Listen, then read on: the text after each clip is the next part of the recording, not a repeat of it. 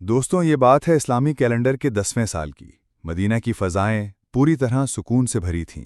در و دیوار خاموشی سے کسی آنے والے پل کی گواہی دے رہے تھے۔ اسی وقت اللہ کے آخری نبی حضرت محمد صلی اللہ علیہ وآلہ وسلم نے ایک اعلان فرمایا، ایسا اعلان جس نے مدینہ کی فضاؤں میں روحانیت کی لہر دوڑا دی۔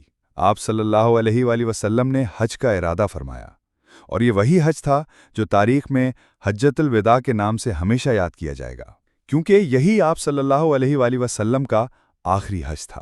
24 ذوالقعدہ دن جمعرات، نبی اکرم صلی اللہ علیہ وآلہ وسلم نے مدینہ منورہ سے روانہ ہونے کا ارادہ فرمایا۔ آپ نے بڑے اہتمام سے بالوں میں کنگھی کی، سر میں تیل لگایا اور جوہر کی نماز مسجد نبوی میں ادا فرمائی۔ پھر آپ نے اپنی محبوب اونٹنی قصوہ پر سوار ہو کر سفر کا آغاز فرمایا۔ قصوہ پر ایک سادہ سا کجاوا تھا جس کی قیمت صرف 4 درہم تھی، اور آپ صلی اللہ علیہ وآلہ وسلم کے جسم مبارک پر ایک عام سی چادر تھی۔ کیا شان سادگی تھی، کیا عکس تھا آپ کی عاجزی کا۔ جب آپ نے احرام باندھا تو آسمانوں کے دروازے کھل گئے۔ آپ نے ہاتھ اٹھائے اور ایک ایسی دعا فرمائی جو دل کے تاروں کو چھو جاتی ہے، اے اللہ، اس حج کو میرے لیے مقبول بنا دے۔ ایسا حج جس میں نہ دکھاوا ہو، نہ ریاکاری، اور نہ ہی کوئی فریب۔ اس سفر میں آپ کے ساتھ ہی وہ عظیم خاتونیں ہیں جو امہات المومنین کہلاتی ہیں، یعنی مومنوں کی مائیں۔ وہ 9 بیویاں اونٹوں پر حوضوں میں سوار تھیں۔ قافلہ روانہ ہوا، ایمان سے لبریز دل، آنکھوں میں اللہ کے گھر کا تصور اور زبانوں پر لبیک اللہم لبیک کی گونج۔ راستے میں مقام ذوالحلیفہ پر عصر کی نماز ادا کی گئی۔ یہیں سے احرام کی نیت کی گئی اور لبیک کی صدائیں فضا میں بلند ہوئیں۔ روایت میں آتا ہے کہ حضرت جبرائیل علیہ السلام تشریف لائے اور عرض کیا، یا رسول اللہ صلی اللہ علیہ وآلہ وسلم، اپنے صحابہ کو تلبیہ بلند آواز میں پڑھنے کا حکم دیں، کیونکہ یہی حج کا نعرہ ہے۔ تو آپ صلی اللہ علیہ وآلہ وسلم نے صحابہ کو حکم فرمایا، اور پھر ایک ایسا روحانی منظر سامنے آیا، ہر طرف سے لبیک اللہم لبیک کی صدائیں اٹھنے لگیں۔ گویا زمین و آسمان اس نعرہ حق سے گونج اٹھے۔ قافلہ مقام ایزی اریس پہنچا، رات وہیں گزاری گئی۔ صبح کی نماز ادا کی گئی اور پھر قافلہ مکہ مکرمہ کی طرف روانہ ہوا۔ جب نبی کریم حضرت محمد صلی اللہ علیہ وآلہ وسلم مکہ کے قریب پہنچے تو ایک لمحے کو ٹھہر گئے۔ آپ صلی اللہ علیہ وآلہ وسلم کا دل بیت اللہ کی زیارت کے شوق میں بےتاب تھا۔ آخر کار جب سورج کی کرنیں چمکنے لگیں تو آپ صلی اللہ علیہ وآلہ وسلم باب سلام سے مسجد حرام میں داخل ہوئے۔ جب آپ کی نظر بیت اللہ پر پڑی تو آپ صلی اللہ علیہ وآلہ وسلم نے وہ دعا مانگی جو ہر حاجی کا سرمایہ بن گئی، اے اللہ، تو ہی سلامتی دینے والا ہے اور تیری ہی طرف سے سلامتی آتی ہے۔ اے رب، ہمیں بھی سلامتی عطا فرما اور اس گھر کی عزت اور عظمت میں اضافہ فرما۔ پھر آپ صلی اللہ علیہ وآلہ وسلم نے طواف کا آغاز فرمایا، 7 چکر لگائے، حجر اسود کو بوسہ دیا۔ روایت میں آتا ہے کہ اس وقت آپ کی آنکھوں سے آنسو جاری ہو گئے۔ پہلے 3 چکر آپ نے تیز قدموں کے ساتھ لگائے، سینہ تان کر اللہ کی قدرت کا اظہار کرتے ہوئے۔ باقی 4 چکر دھیمے دھیمے ادب اور خشوع کے ساتھ مکمل کیے۔ طواف کے بعد مقام ابراہیم پر 2 رکعت نماز ادا کی، پھر زمزم کا پانی پیا، وہ پانی جس کی ہر بوند رحمت ہے۔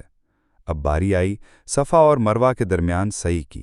جب آپ صلی اللہ علیہ وآلہ وسلم صفا پہاڑی کی طرف بڑھے تو آپ کی زبان پر یہ قرآنی آیت تھی، بے شک صفا اور مروہ اللہ کی نشانانیوں میں سے ہیں۔ پھر آپ صلی اللہ علیہ وآلہ وسلم نے 7 چکر لگائے۔ جب صفا یا مروہ پر چڑھتے تو قبلہ رخ ہو کر بلند آواز میں تکبیر فرماتے، اللہ کے سوا کوئی معبود نہیں، وہ اکیلا ہے، اسی نے اپنا وعدہ پورا کیا، اپنے بندے کی مدد کی اور دشمنوں کی فوج کو اکیلے شکست دی۔ یہ تمام منازل صرف عبادت نہیں تھیں بلکہ ایک سبق تھیں، عاجزی کا، خلوص کا، اللہ سے تعلق کا اور امت کو راہ دکھانے کا ایک عملی نمونہ تھیں۔ نبی آخر زماں صلی اللہ علیہ وآلہ وسلم کی آواز حق صفا اور مروہ کے درمیان صحیح مکمل ہونے کے بعد نبی کریم حضرت محمد صلی اللہ علیہ وآلہ وسلم نے اللہ کی حمد و ثنا کی اور پھر اپنے صحابہ کو ایک اہم حکم دیا۔ فرمایا، جن کے پاس قربانی کا جانور نہیں ہے وہ اپنا احرام کھول دیں، اور جو قربانی کے جانور لائے ہیں وہ احرام میں ہی رہیں۔ وقت گزرتا گیا، دلوں کی دھڑکنیں تیز ہوتی گئیں اور 8 ذوالحجہ کا دن آ پہنچا۔ اسلامی تاریخ کا وہ دن جب ایمان کا قافلہ مدینہ سے نکل کر مکہ کی مقدس وادی میں منا کی سرزمین پر خیمہ زن ہوا۔ نبی پاک صلی اللہ علیہ وآلہ وسلم نے فجر کے بعد منا کے لیے روانہ ہونے کا حکم دیا۔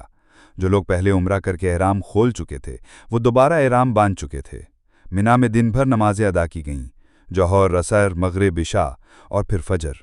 नबी करीम सल्लल्लाहु अलैहि वसल्लम ने वो रात मिना ही में क़याम करते गुजारी। क्या खूबसूरत मंजर होगा जब आसमानों के नीचे लाखों परवाने अपने शम्मे रिसालत सल्लल्लाहु अलैहि वसल्लम के गिर्द जमा थे।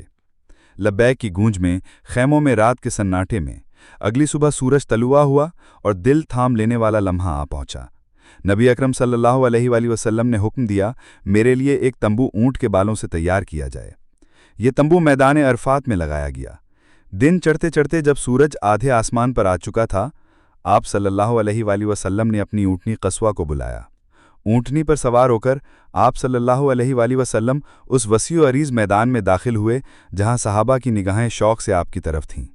फिर वो लम्हा आया, तारीख़ का सबसे असरअंदाज, सबसे सच्चा और सबसे जामिया खुतबा जो एक नबी ने इंसानियत को दिया। लोगों, मेरी बात गौर से सुनो, शायद आज के बाद मैं तुमसे इस मुकाम पे ना मिलूं। ये जुमला सहाबा के दिल चीर गया, निगाहें नम हो गईं, दिल लरज़ उठे। तुम्हारा खून, तुम्हारा माल एक दूसरे पर वैसे ही हराम है जैसे आज का दिन, ये महीना और ये मुकाम हुर्मत वाला है। याद रखो, तुम सबको एक दिन अपने रब के सामने पेश होना है और वो तुम्हारे हर अमल का हिसाब लेगा। क्या अजीम पैगाम इंसाफ था ये, क्या मोहब्बत और भाईचारे का ऐलान था। आप सल्लल्लाहु अलैहि वसल्लम ने फरमाया, जिसके पास किसी की अमानत हो वो उसे लौटा दे। हर किस्म का सूद आज से ख़त्म किया जा रहा है और सबसे पहले मैं अपने चचा अब्बास बिन अब्दुल मुत्तलिब का सूद माफ़ करता हूँ। फिर जुल्म के ख़िलाफ़ ऐलान करते हुए फरमाया, जाहिलियत के ज़माने के तमाम इंतकामी कत्ल ख़त्म कर दिए गए हैं। सबसे पहले मैं रबिया बिन हारिस के बेटे के कत्ल को माफ़ करता हूँ। आप सल्लल्लाहु अलैहि वसल्लम ने लोगों को शैतान से होशियार रहने का हुक्म दिया। शैतान इस बात से मायूस हो चुका है कि अब कभी इस सरजमीन में उसकी पूजा की जाएगी, लेकिन अगर तुम इसकी इताअत करोगे तो वो उन छोटे गुनाहों पर भी राज़ी हो जाएगा जिन्हें तुम मामूली समझते हो। इसलिए दीन के मामले में हमेशा उससे होशियार रहो। फिर औरतों के हक़ पर बात की, वो बात जो उस दौर में एक बेमिसाल इनकलाब थी। तुम्हारा अपनी बीवियों पर हक़ है और उनका भी तुम पर हक़ है। उनके साथ हुस्ने सलूक से पेश आओ। उन्हें अल्लाह के नाम पर अपने निकाह में लिया है। उनके साथ नरमी से पेश आओ, वो तुम्हारे पास कैदियों की मानिंद हैं। फिर वो जुमले जो आज भी उम्मत मुस्लिमा के लिए मशरे राह हैं, मैं तुम्हारे दरमियान एक चीज़ छोड़कर जा रहा हूँ, अगर उसे मजबूती से थामे रखोगे तो कभी गुमराह ना होगे, अल्लाह की किताब और मेरी सुन्नत। और आखिर में वो ऐलान जो हर कलमा गो के दिल को उसके भाई से जोड़ता है। हर मुसलमान दूसरे मुसलमान का भाई है, तुम सब बराबर हो। किसी अरबी को अजमी पर और किसी अजमी को अरबी पर कोई फजीलत नहीं सिवाय तक़वा के। आप सल्लल्लाहु अलैहि वसल्लम ने लोगों से पूछा, क्या मैंने अल्लाह का पैगाम तुम तक पहुंचा दिया? हर तरफ से आवाज़ आई, जी हाँ या रसूल अल्लाह, आपने हक़ अदा कर दिया। आप सल्लल्लाहु अलैहि वसल्लम ने आसमान की तरफ हाथ उठाया और फरमाया, ऐ अल्लाह तू गवाह है, ऐ अल्लाह तू गवाह है, मैंने तेरा पैगाम पहुंचा दिया। जब अराफात के मैदान में नबी करीम सल्लल्लाहु अलैहि वसल्लम ने वो जोश से भरपूर, हिकमत से लबरेज और दिलों को झकझोर देने वाला खुतबा मुकम्मल किया तो आपने अपना चेहरा आसमान की तरफ उठाया, अपनी उंगली को बुलंद किया और बड़ी आजुज़ी और सच्चाई के साथ 3 बार फरमाया, ऐ अल्लाह तू गवाह है, ऐ अल्लाह तू गवाह है। क्या ही रूह परवर मंजर रहा होगा। लाखों लोगों की भीड़, लेकिन मुकम्मल खामोशी। सिर्फ एक सदा गूंज रही थी, अल्लाह के नबी सल्लल्लाहु अलैहि वसल्लम की आवाज़ जो फ़िज़ाओं को चीरती हुई अर्श तक पहुँच रही थी। फिर आप सल्लल्लाहु अलैहि वसल्लम ने हज़रत बिलाल रज़ियल्लाहु अन्हु को अज़ान देने का हुक्म दिया। अज़ान की सदाएं अरफ़ात की वादी में गूंज उठीं, जैसे फ़रिश्ते भी उस लहजे से हम आवाज़ हो गए हों। उसके बाद जोहर और असर की नमाजें एक साथ अदा की गईं। 2 अज़ानें नहीं दी गईं, बल्कि एक अज़ान के बाद 2 अलग अलग तकबीरें हुईं। इस अमल में भी उम्मत के लिए एक सबक था, इत्तेहाद, एकता, सहूलत, आसान तरीका और यकजहती। फिर एक काफ़िला नबी सल्लल्लाहु अलैहि वसल्लम के पास आया, चेहरे परेशान, दिल सवालों से भरे हुए। कहने लगे, या रसूल अल्लाह, हज कैसे किया जाता है? आप सल्लल्लाहु अलैहि वसल्लम ने बहुत नरमी और मोहब्बत से जवाब दिया, अल हज्जु अरफ़ातो, हज का असल मकसद अरफ़ात में ठहरना है। जो यहाँ ठहर गया उसका हज मुकम्मल हो गया। आप सल्लल्लाहु अलैहि वसल्लम ने फरमाया कि पूरा मैदान अरफ़ात वक़ूफ़ की जगह है। फिर जब सूरज ढलने लगा तो आप सल्लल्लाहु अलैहि वसल्लम मशरिल हराम यानी मुज़दलिफ़ा की तरफ सफ़र शुरू किया। आपके साथ इस सफ़र में हज़रत उसामा बिन ज़ैद रज़ियल्लाहु अन्हु थे, जिन्हें आपने अपनी ऊँटनी के पीछे सवार किया। راستے میں آپ بار بار لوگوں کو نرمی اور احتیاط سے چلنے کی تعلیم دیتے، جیسے ایک رحم دل باپ اپنے بچوں کو تربیت دے رہا ہو۔ نرمی اختیار کرو، کوئی زخمی نہ ہو، کوئی تکلیف میں نہ پڑے۔ جب آپ مزدلفہ پہنچے تو وہاں مغرب اور عشاء کی نمازیں عشاء کے وقت میں ادا کی گئیں۔ پھر آپ نے وہاں رات بتائی، زمین پر سادگی سے عاجزی اور عبادت کے ساتھ۔ آپ صلی اللہ علیہ وآلہ وسلم نے عورتوں، بچوں اور کمزوروں کو اجازت دی کہ آدھی رات کے بعد منی کی طرف روانہ ہو جائیں، تاکہ رمی یعنی شیطان کو کنکریاں مارتے وقت کے بھیڑ بھاڑ سے بچ سکیں۔ فجر کے وقت روشنی سے پہلے حضور صلی اللہ علیہ وآلہ وسلم نے مزدلفہ میں نماز ادا کی، پھر سورج نکلنے سے پہلے منی کی طرف روانہ ہوئے۔ منی پہنچ کر آپ صلی اللہ علیہ وآلہ وسلم جمرہ عقبہ یعنی بڑے شیطان کے پاس گئے اور وہاں 7 کنکریاں ماریں۔ ہر کنکری کے ساتھ آپ نے بلند آواز میں فرمایا، اللہ اکبر۔ آپ اونٹنی پر سوار تھے، حضرت بلال رضی اللہ عنہ لگام تھامے ہوئے تھے اور حضرت